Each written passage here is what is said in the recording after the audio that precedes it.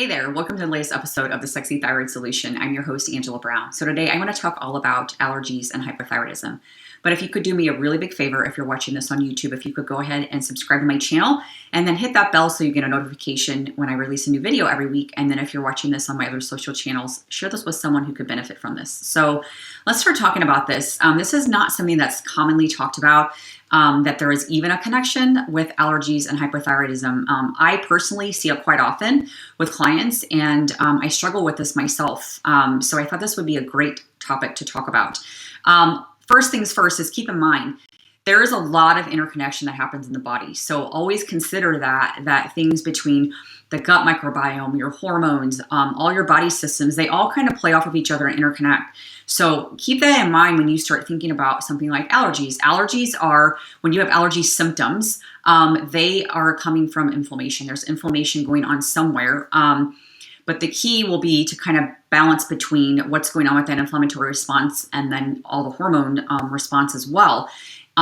Just keep that in mind, that's why hormones can really get kind of messed with, including the thyroid, when you have allergy symptoms, because there is this inflammation and inflammatory response going on, especially if you are struggling with something like Hashimoto's, where you have thyroid antibodies present.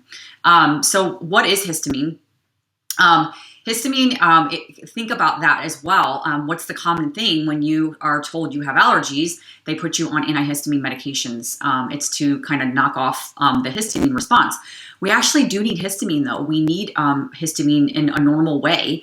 It's actually a natural hormone that's produced by mast cells and then other immune cells and things like that. But it serves important functions like digestion, mental health, and even like female reproduction. So you don't want to totally negate all histamine. We actually do need some. It becomes a problem, though, when there's too much of that and your body doesn't know what to do with it. It doesn't know how to metabolize it normally. And so you end up getting these triggers of symptoms like nasal congestion, itchy eyes, sore throat, scratchy nose, all that stuff, even hives and rashes and stuff like that. That is actually what ends up happening when your body doesn't know what to do with all this histamine. You can even get other symptoms like headache, fatigue, anxiety, and things like that are connected to an actually histamine response, allergy response. But one thing to consider is that this massive connection with the thyroid and actual or hormones for that matter, but definitely thyroid hormone and an allergy response. So if your body doesn't know what to do with all this histamine, you end up triggering a whole bunch of kind of a cascade of events. But when the thyroid is sluggish and we have thyroid symptoms going on, low thyroid production, it's going to make it really hard for your body to get rid of histamine.